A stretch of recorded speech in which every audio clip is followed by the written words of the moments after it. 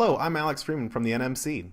If you missed the inaugural edition of the NMC On the Horizon series, which was all about makerspaces, have no fear, we have an archive of the full event available following a recap of some of the highlights. On October 16, 2013, Makerspace operator Mariano Ulibarri from the Parachute Factory moderated a panel discussion that included the following educational technologists: David Conover from Connolly High School, Miriam Langer from New Mexico Highlands University, Liz Neely from the Art Institute of Chicago. The conversation revolved around 5 main questions and included some popular questions from the audience. First, we defined makerspaces. I would say it's a place where people can come together and work on projects collaboratively, sometimes alone. But it's really a gathering point for tools and ideas. Then we looked at who participates in makerspaces. One of the things that I think everyone here can speak to is that when you're interested in incorporating these activities or a space, that you really want it to speak to the needs of the community that you're in, and so that might define that you wouldn't need a mix of everyone if you might be trying to go after one audience. Then we looked at the value of this type of learning. I think that what you talk about with creative problem solving, coming from an art museum, that's really one of the things that we kind of focus on, because that's, we're working with the collection and working with, that there's a role in this creativity, and that ends up, sure, just creativity for art, but also for that creative problem solving and looking at things from different angles. And so that's how, from an art museum perspective, we kind of might look at it differently than if you're at the Museum of Science and Industry, at really how it opens doors to creativity, and that creativity does solve real-world problems. This was followed by answering the important question, why is this important for teaching and learning? I just want to say anecdotally, because it happened last week, it was our midterms week, the students were working really hard, and one of the young women in my class said, I really love making stuff. I used to want to go shopping on the weekends. Now I kind of feel like dumpster diving for old electronics. And I took that as a really good sign that I was actually doing something right. And we closed out with, how do we assess these activities?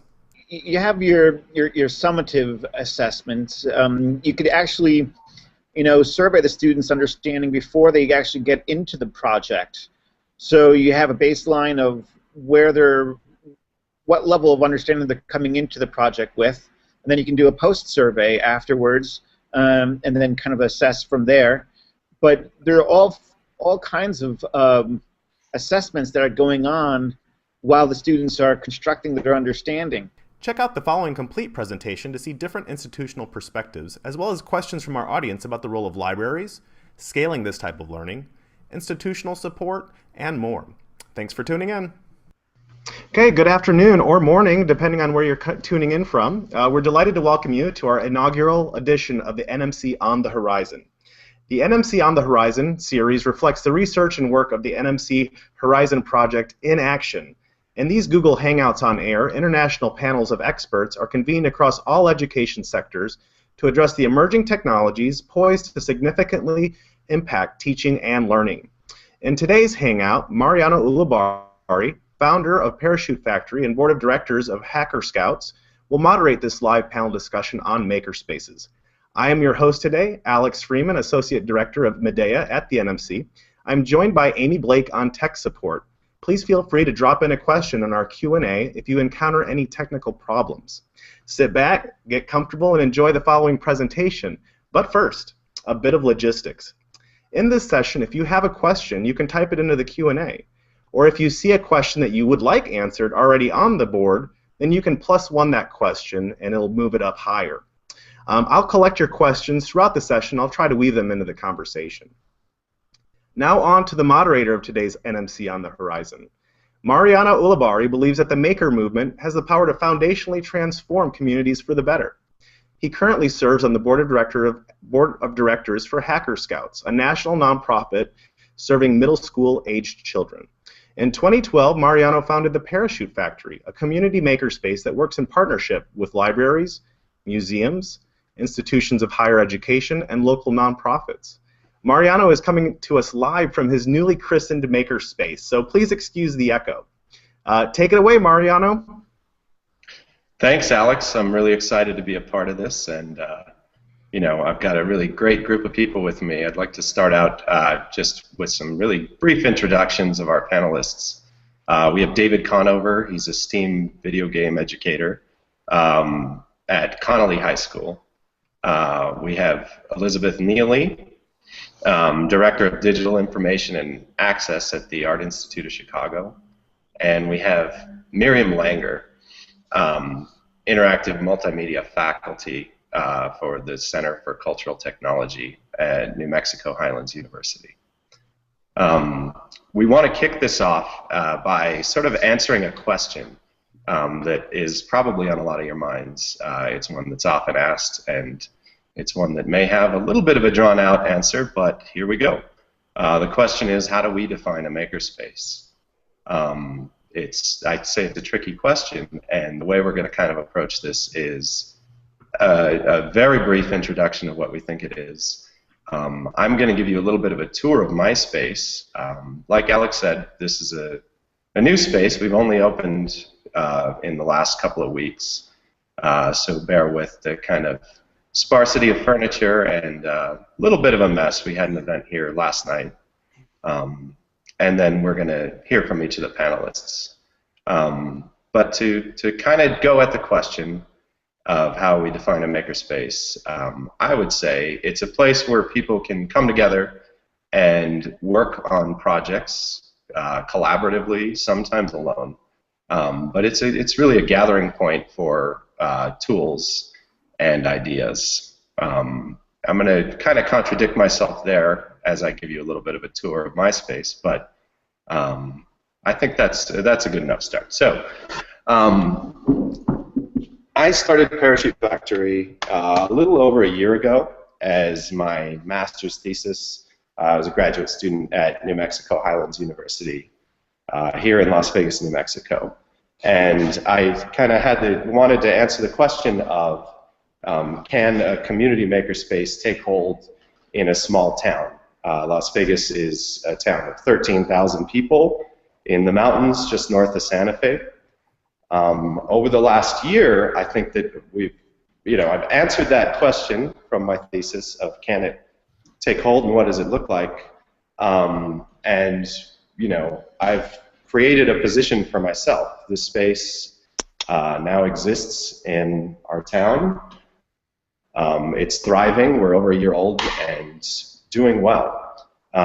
So with that, I want to kind of show you a little bit about my space. I'm going to start out right at the front. Like I said, Las Vegas is a small town, but it has a pretty bustling downtown area.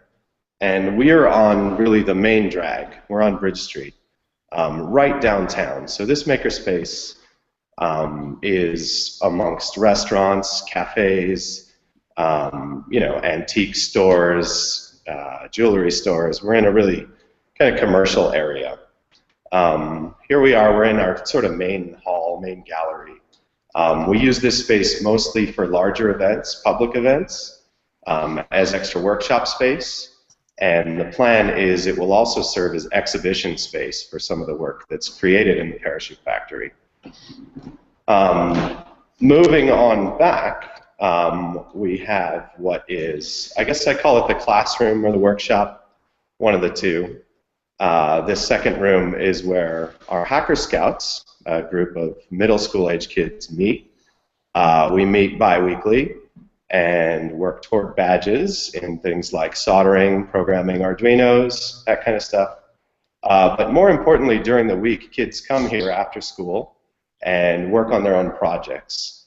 Last week, we had one of our scouts building a Wizard of Oz house that rotates for a float for a parade that happened. So, any given day of the week, you'll find kids hanging out here, some of them working on projects, some of them playing Minecraft, some of them, working on our 3D printers or doing that kind of stuff. So that's that space. Our last sort of space in Parachute Factory is in here. It looks a little like a closet. It's not a large space. I'm going to try to back in here. But this is where we have our laser cutter. We keep some of our hand tools and power tools in here. And yeah, that's you know, the whole space. So we're not a large space. It's about 1,800 square feet. We also have a really nice backyard where when we do events, we let things kind of spill out into our yard. So bear with me as I sit back down here. So yeah, that's our space. I'd like to go to Liz Neely and talk a little bit about Makerspaces happening without physical space. So Liz, do you want to jump in here and talk about that?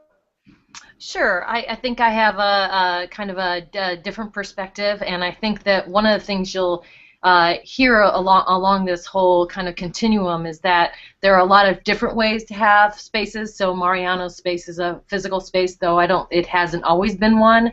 And then we have I'm coming from a museum, so within museums we see something like at the Museum of Science and Industry here in Chicago, a fab lab. So it's a very defined kind of lab space, and this can have different structures coming in.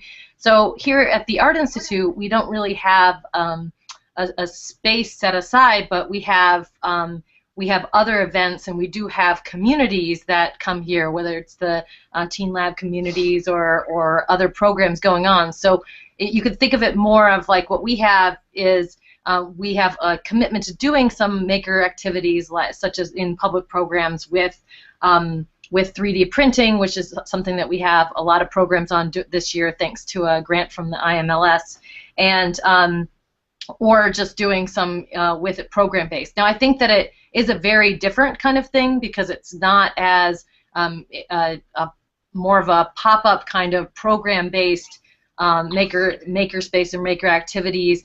It has a lot less of the community aspect to it, but it is a good way, and we want to definitely give out that there's a continuum of getting started and testing out these kind of things. So I'll leave it at that, and I know that you've also, Miriam, have had a lot worked in museums with different kinds of makerspaces, so I don't wonder if you want to talk about that. Let's hear from Miriam. So first of all, I want to say I'm really excited to be here. I think this is a great group and a great topic, as my colleagues know. I'm really lucky to work in higher education and to be under the radar enough that I can experiment with things. And Mario came and he said, I'm going to try this makerspace as my thesis. And I said, go for it. And it turned into this great success. And I want to point out one thing that will come up is it's not just a success for kids, it's really intergenerational. When I was at the pop-up event last week, there were grandparents with their grandkids and parents, and it was a really dynamic environment spilling over across generations and families, and I thought it was great. In our program in Media Arts and Technology, Center for Cultural Technology, we're focused on answering questions about how to engage the community. Do we approach it through museums, through libraries, through storefront spaces? And the answer in New Mexico is yes. We're going all in on different kinds of spaces. And if Mario has time, he can talk a little bit about some of his peers who he collaborates with around the state, who are starting makerspaces in the Museum of Natural History and Science, which is in Albuquerque, having crossover with libraries, having crossover with other communities who want to emulate parachute factories. So at a higher education level, we're looking in our department at how can we train our students and graduate students to engage communities through these activities. Great, and let's hear from David. David, are you there? Yep, right here. All right. Well, I'm involved with integrating video game design, STEM, and the makerspace mindset. And it's important for me to have our students get their hands around an understanding of whatever the topic is. So, for example, if we are talking about solar energy, our students will build an engine of sorts, as well as a solar car, as well as printing some of the parts that go, 3D printing some of the parts that go into the solar car, and that space where all this takes place substantiates the idea of a makerspace. So it's important to kind of create this environment or these conditions that will allow these students to passionately explore their interests, all the while they're demonstrating their understanding through a video game. So it's this kind of makerspace mindset that really, I think, demonstrates a next generation model of learning and teaching. Great. Thanks, David. You bet. So a question that we'd like to answer too, the next question is, who participates in Makerspaces? What are the type of people that do these activities? And before I kind of toss this up to our panelists, I'd like to thank everybody. Parachute Factory's goal, one of our biggest goals, is to reach as many people as we possibly can. We do this by having our feet on the ground in the community. We're doing a lot of outreach, working with the New Mexico State Library, and you know, the idea of we'll take this anywhere, really. We want to spread this to as many people as possible. Miriam mentioned that in our pop-up events, we have multi-generations, and it really is true. We have kids as young as 4 working on things in here, all the way up to their grandparents in their 80s helping them with things. So I'll preface the question with, I think and I hope everybody. I'm wondering if Liz would like to chime in on this, maybe, with your experience. Well, I think we're all going to have different experiences, and I see that we have a question from five people out there already. That what is the makeup of your spaces, and how do you keep balances? And I think that there are definitely one of the things that I think everyone here can speak to is that when you're interested in incorporating these activities or a space, that you really want it to speak to the needs of the community that you're in. And so that might define that you wouldn't need a mix of everyone if you might be trying to go after one audience. I think we're experimenting at the Art Institute over this year. We have 6 programs planned, and we're going after 6 different audiences to kind of see how these, and we've actually got an evaluator on the project to kind of see if there's any difference for the purposes of what we would do in using 3D printing and 3D scanning with regard to the collection objects here, if there's any different ways of approaches that we should take with different audiences. But I actually want to, I think we should all kind of, I wonder if you have an exact mix, Mariano, at your spot, and is it gender and everything? And I think that this is also something that might be a little different where you're working, David. Thoughts? Yeah, David, I guess you're in a high school, so we kind of have an idea of who's participating, but I'd like to hear your take. Well, one of the things I wanted to put out there is that not only is this makerspace movement taking place in my classroom, but it also merges together with higher education. So I want to make sure that this mindset serves as a feeder tube to higher education as well. So that's one of our end games, is to kind of create a makerspace collaboration with high school, K-12, and higher education, and have STEAM or STEM be the conduit. So I just wanted to say that one of the emphasis that we are trying to strive for is that feeder tube, again, with higher education and the community as well. Yeah, okay. Miriam, you're in higher education. What's your take? Well, I think there are a few things going on that are relevant. One is, in a community of our size and a state public university that serves northern New Mexico like we do, I'm often asked about the pipeline for technology, the pipeline for media, the pipeline for STEM. And in our community, everything is the pipeline. So when Mariano says, hey, there are kids that are 4 and they're coming with their parents, I'm like, it's all the pipeline. I'm monitoring that from the minute they're in first grade or kindergarten. Where are our dynamic, problem-solving, engaged students coming from? And I know from witnessing events at Parachute Factory and Hacker Scouts that that's where I can look to. And so I'm already counting on that.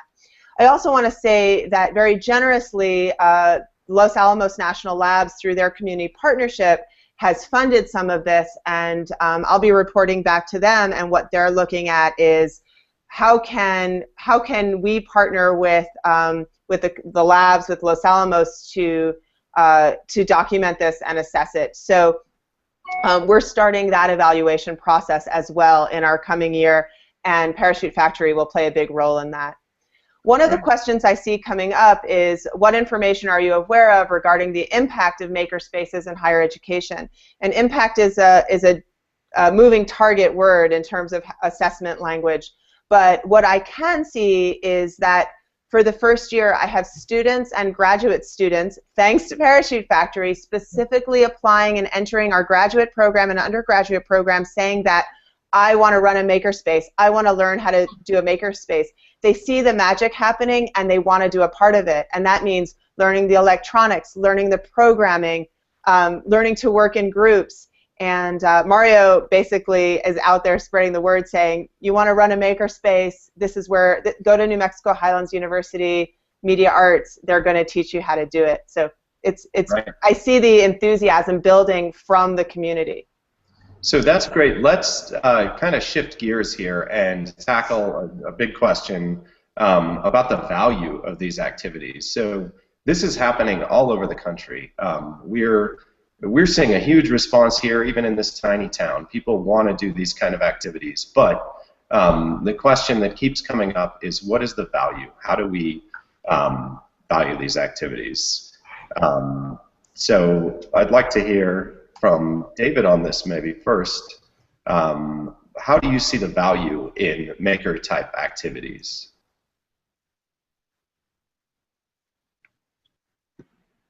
Okay, well, you can immediately see the students being engaged in their work.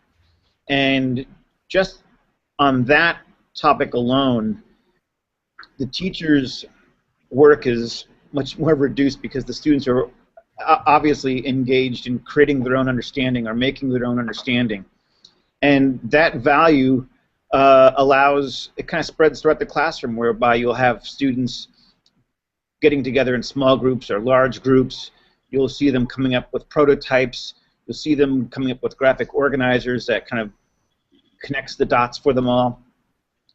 So there's a whole lot of value in this kind of mindset or movement because you are bringing in different forms of assessment, and we can talk about that later on. But the point is that if you can get the students' buy-in into the topic, you'll get their hearts and minds. And again, the value here is that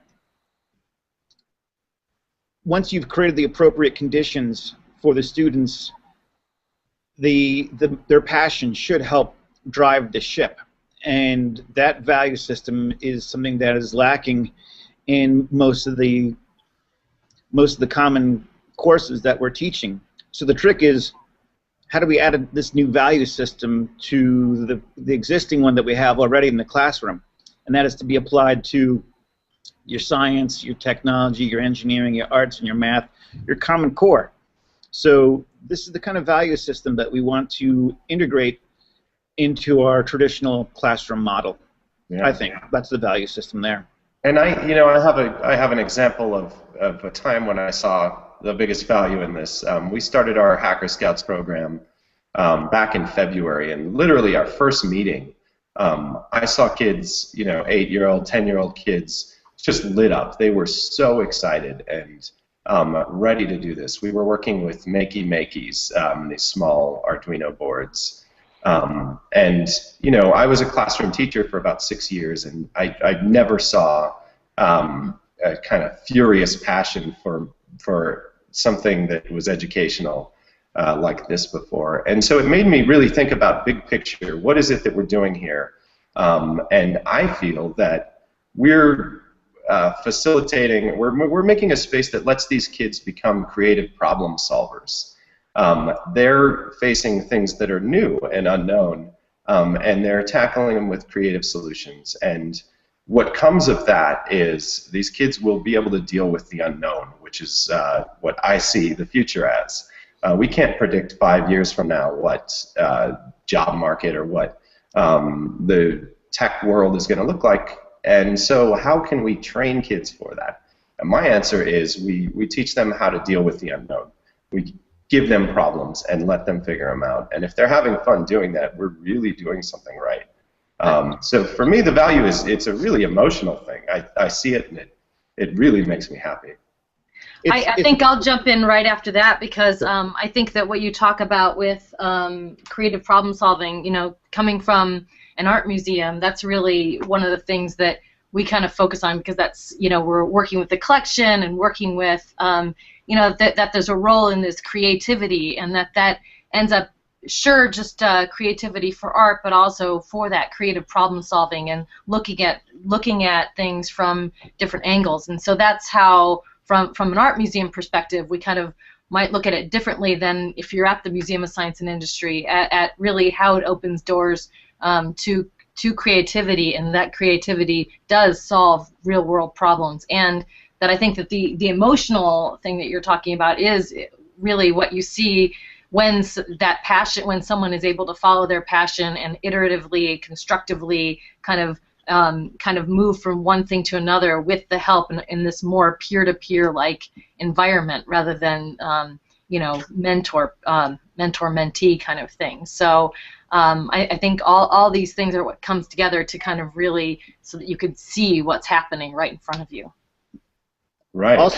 Also one of the things that I like about this space is that, similar to video game design, we allow our students to fail, and that is part of the design process in game design, as well as what you find in a makerspace environment, because the students are assembling their knowledge, and failure is an option. Matter of fact, it's almost celebrated. It's part of the de rigueur.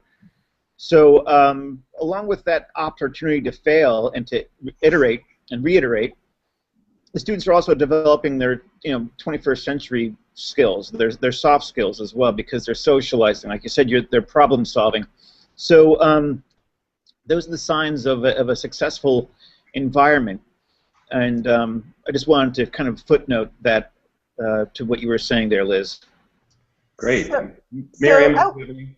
I'm going to talk about libraries. I jumped in because first of all, I want to be clear that as we started building this in New Mexico, none of it happened in a vacuum. There was no spontaneous generation. This is a result of relationships that have really been building, and the Department of Cultural Affairs has been our liaison and conduit to a lot of communities, and they connected us to the New Mexico State Library, and they said, our librarians want to take a leadership role on this, but they need to be trained. So Parachute Factory and Mariano and a couple of our students now have this partnership where not to go in themselves and do the trainings, but to train the librarians. These are highly trained professionals who are really ready to step in once they get some initial training. So Mario will talk a little bit about that. But I think the key thing is that everything that we've been successful about in New Mexico in museums and libraries and higher ed and the community is really a result of person-to-person connections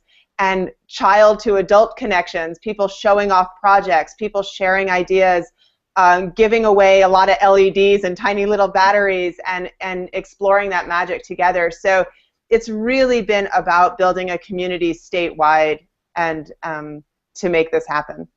Well, and just to jump on the libraries, because I see that was a big question for people, and it's such a big question. I'm sorry we don't have a librarian here, but I think that why there's been the question is about what the role is for libraries libraries and makerspaces, and I think there's been a lot of correlation there because libraries have been reevaluating their role because of the changes in books and everything, and really seeing what is at the core, the essence of and I'm not a librarian, so hopefully I'm not talking out of turn here, but that at the core of what a library is it's about the community. It's about the community getting together, and whether you're going there to get books or going there to use one of the conference spaces, that it's a natural fit. So I think that's kind of why we've seen libraries evolve into this, because they're at a point of great change anyway, and to take that great change and say, what at the essence, what are we to the community? And that I think that the experimentation with having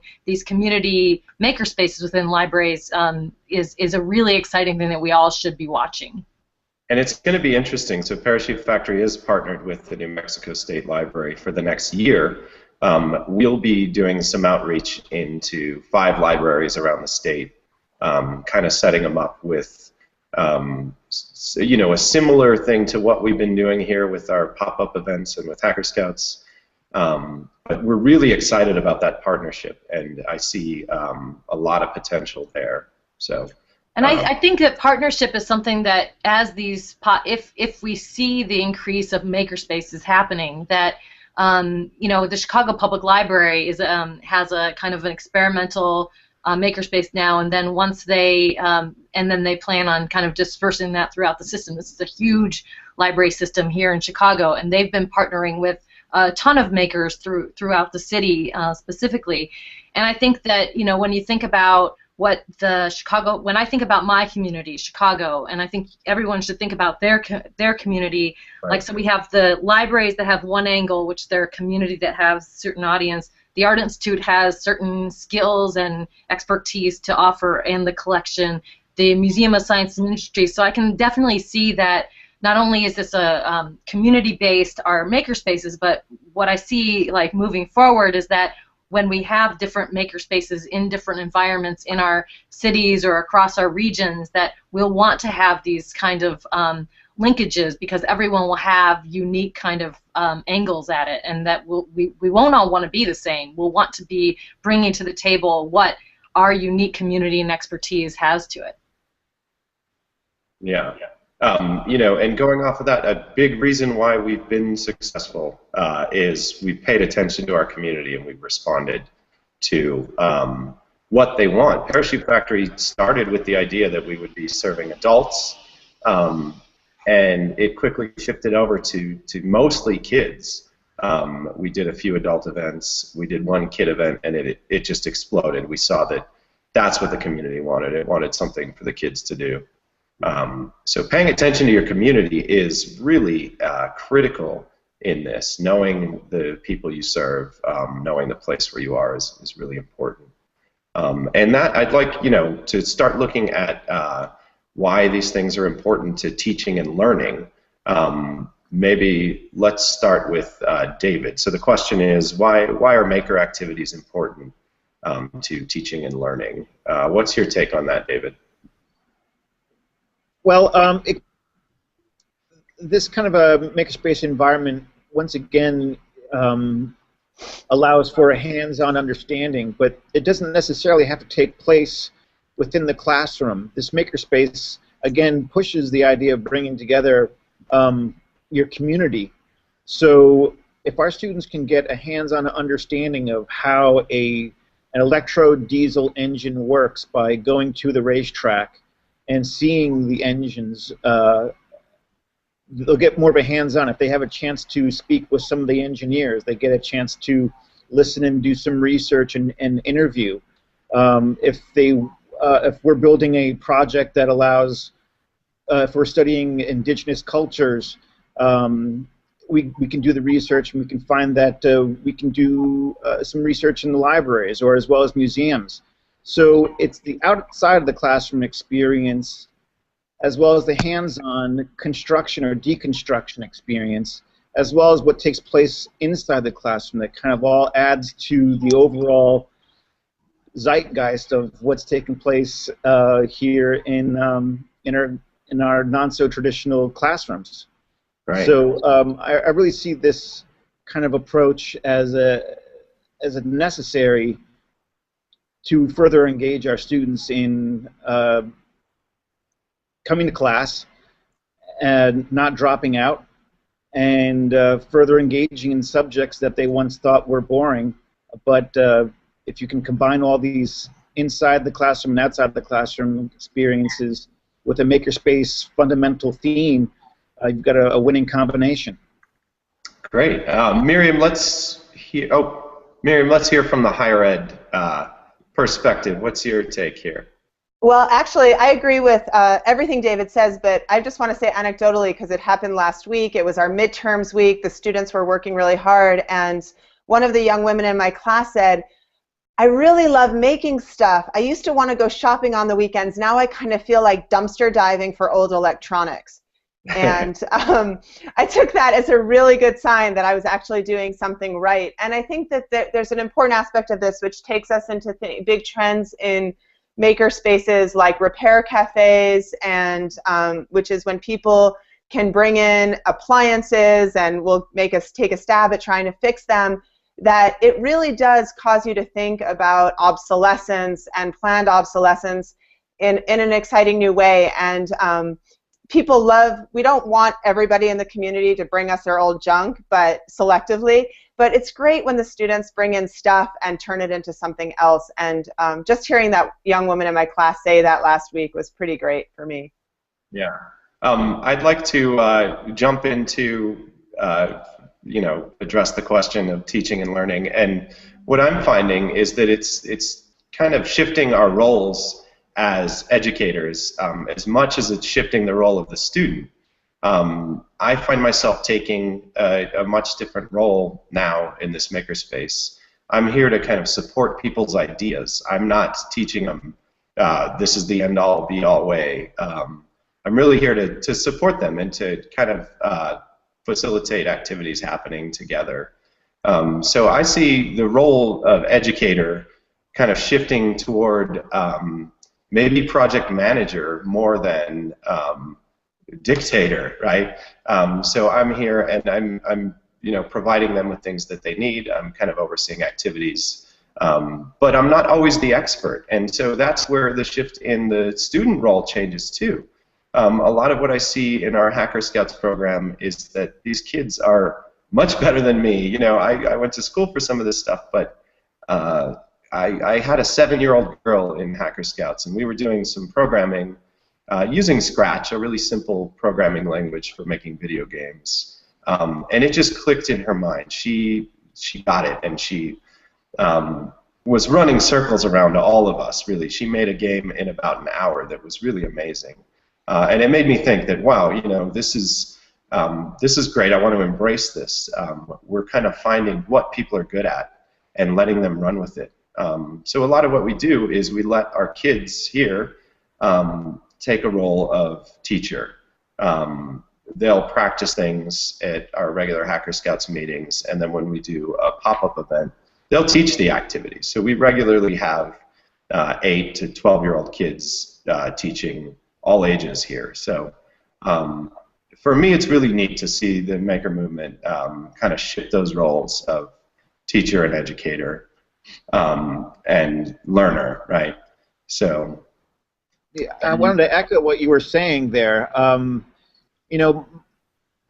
As disruptive as this movement might seem to be, it does allow for the students to really take on the role of being a student leader or leadership, or actually taking on an entrepreneurial role as well. So that shift really is kind of like a paradox that's taking place.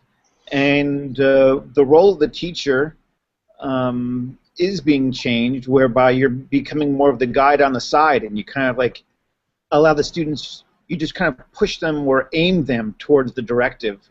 Right. And if you empower them to take on the role of being the teacher, that's ideal. The student that remains a student is an insult to the teacher. So the student takes on the role of leading the class, and that becomes the envy of other students because they're getting the spotlight. So it kind of is self-perpetuating, but at the same time, this is challenging the traditional norm of the teacher that stands in the front of the classroom and all the students are sitting in the chairs facing the teacher.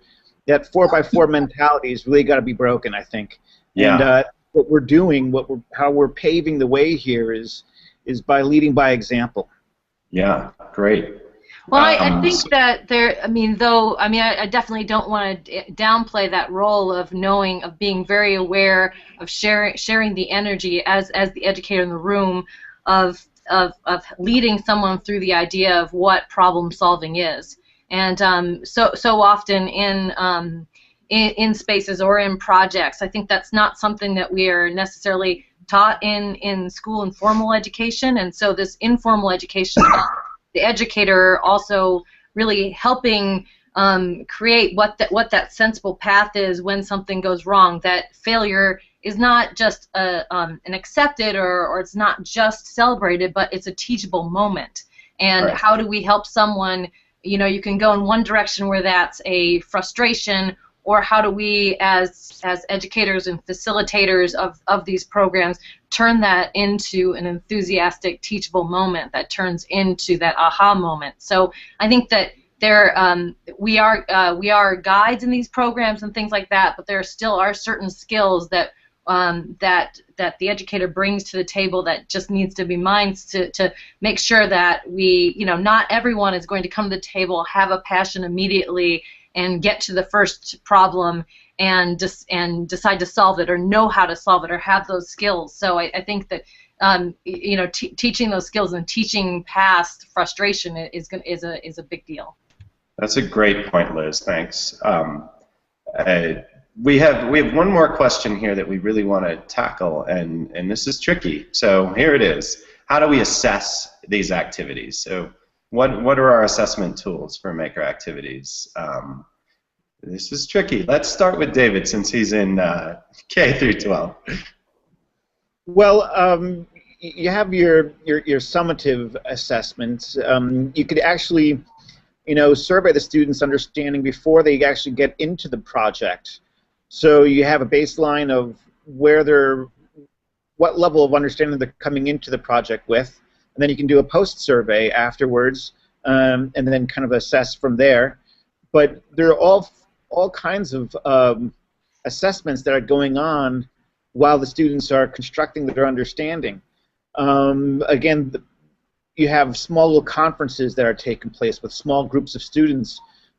Game design allows them to demonstrate their understanding by creating a game, and the software that we're using it ranges from beginner to intermediate to advanced. Part of my software, part of my program here is I want to make sure these students get a job in the industry and go on to higher education. But I just wanted to address the issue of how complex is the technology for those that want to explore this. So there's a variety of softwares that's out there, but back to the point of assessment, when students are brainstorming, they've got their own whiteboards, or we have a shared whiteboard that we're using online.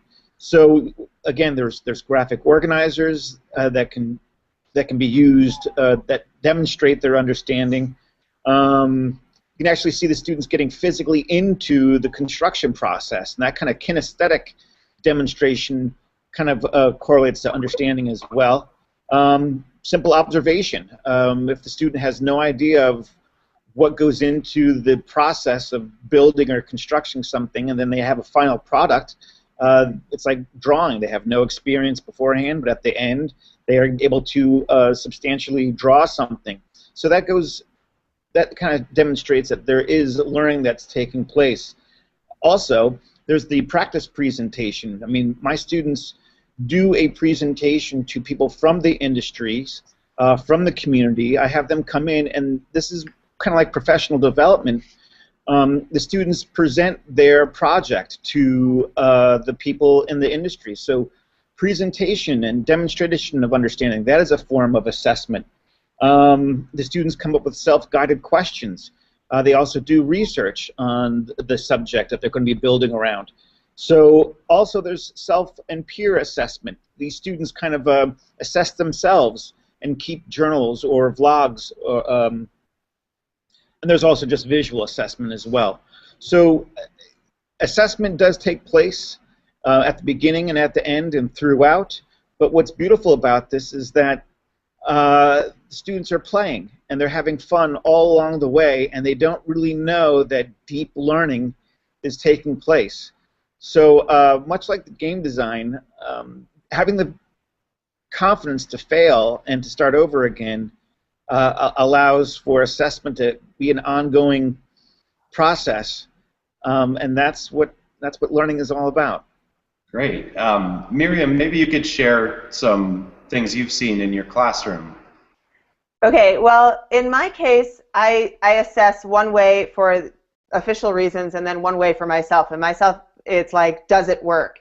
Sometimes we get to the end of the semester, we're having a big show, and there's a million frustrations along the way. And I want to point out what Liz said, which I thought was awesome and true. And Liz and I have watched this together, which is watching students learn a sequence of troubleshooting and problem solving is really important, and inserting yourself in that process is key, and it's a key part of what I do, and what anybody teaching this stuff is doing.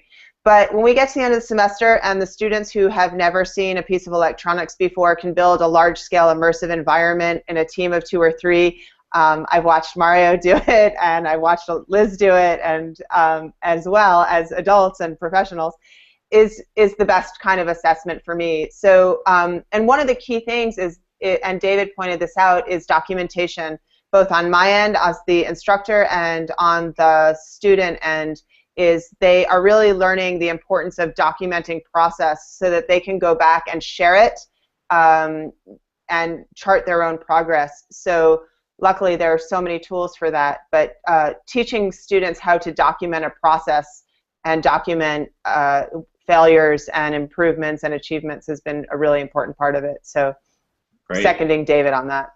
And if I can jump in on that, I think that key word is that the end-all be-all to evaluating something or assessment is not about the end result. It is about the process. And right. You know, we're at the museum. It's all about informal education, but we actually are trying in that. I think I've mentioned it before. In the 3D grant where we're going at different audiences. We are trying to build.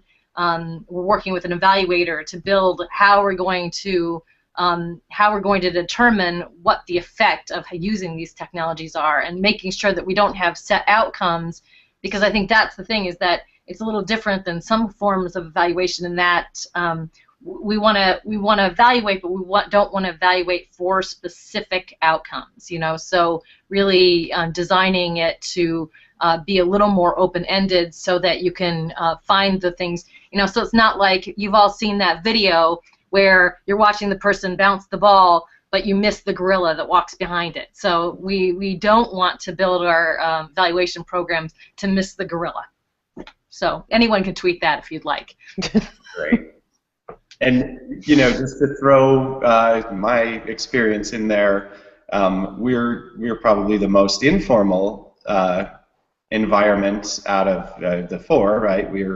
We're a space where kids come freely, you know, of their own will, in their free time, but that doesn't mean I don't assess. David mentioned summative versus formative. I feel like a lot of what we do here is formative. It's really about watching these kids go through this process and checking in with them, having conversations with them, and kind of steering them toward understanding that they're learning and they're getting something out of this. So.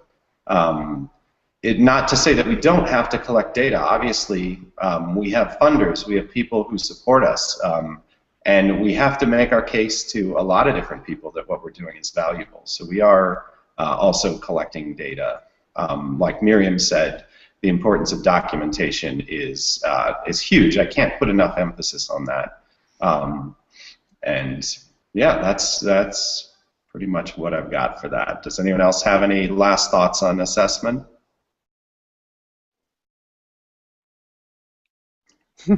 Good. Well, I hope that I think we have some time. We can field some questions from the audience.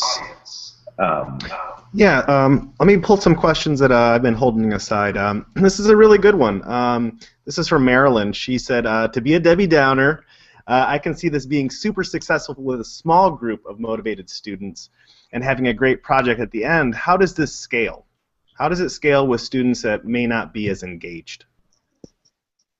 I can start on that. Our Hacker Scouts group, when we launched it, we had about 20 kids initially.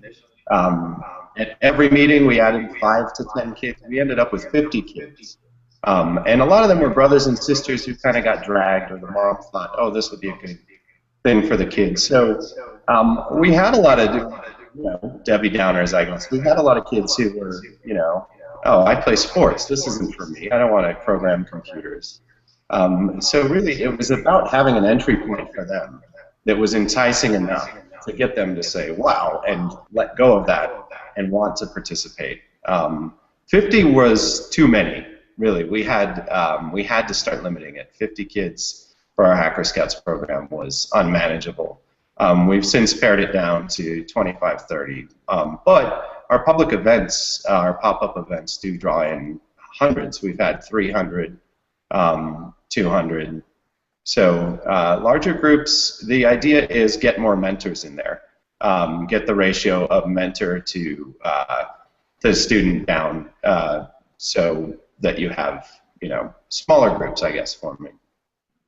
Does anyone else have a response to that? Well, in my classroom, sorry, Miriam, if you want to. No, go. I have about 50 students in my advanced game program, and what I do is I divide the groups or the classes up into companies, and the students create their own companies, their own mission statements, their own value statements. They take on the roles of project managers, researchers, marketers, programmers, etc. So they self-elect what they want to contribute, and in doing so, that kind of cohort integrates almost all the students that want to be involved. So they know that some of them have more experience than others, but the point is that when they see themselves all working as an individual group or as an individual company, co-opetition takes place, competition takes place, but by and large, this process or this approach can be applied to a group of 4 or a group of 20. But I also want to echo your point there about bringing in more mentors. Right. Yeah, it helps refine the approach. But again, I want to have my students have complete buy-in to whatever the project is, and once they decide what role or responsibility they are going to contribute, they own that they own that responsibility. Great. Miriam, did you have something to add? I think David answered it really well, and if we're going to shift to any other questions, I think some have come up about the resource heaviness of starting a makerspace. Yes. So I think that all of us should address that at least briefly before we wrap up, because we're in different kinds of spaces and have invested a lot of different levels in our resources. Right. I'd be happy to start.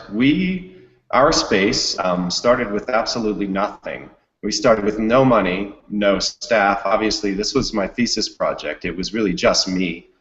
We started with no space. We didn't have a building. We didn't have anything. It was really just the idea and the question. The idea is maker activities. The question is, can this work in this town?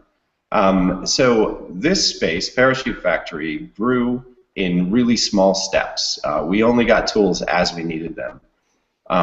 And we've grown to now having our own space, having a program that is basically statewide, and having a good cohort of volunteers, and it happened incrementally. So really, I think that anyone can start a makerspace if you pay attention to the people you're serving, and if you grow by small steps. There isn't really a set collection of tools that you have to have. To start a makerspace, you don't have to buy a 3D printer and a laser cutter and all of these things right away. You're better off starting out small with things you can handle and scaling up as you need them. So what do you need to start a makerspace? You need people, really. You need people interested in trying new things, and you need people interested in facilitating, in leading this. People who can encourage participants through failure, people who can, start leading the way, I guess. Yeah, I think you really have to lead by example, and it's kind of like the fable of stone soup. Everyone contributes. Once they see the big vision, it doesn't take them very long to figure out this is a wonderful example of the integration of technology and education and problem solving. So, point being, you're more than likely going to find people that want to volunteer their time just because they want to be a part of this new model of learning and teaching, and it kind of spreads.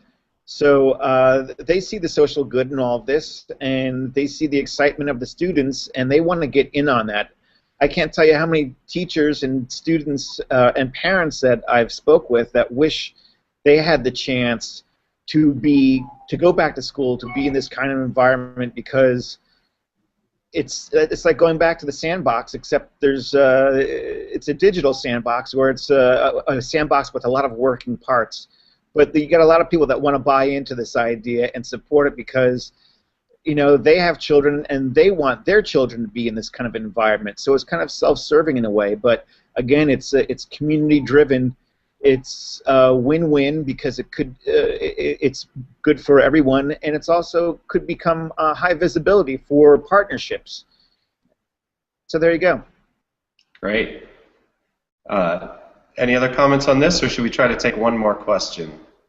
Well, I actually just want to weigh in really quickly, echoing all of that, but that we started under the radar. We found an unused space and started moving in, and I started gradually introducing stuff.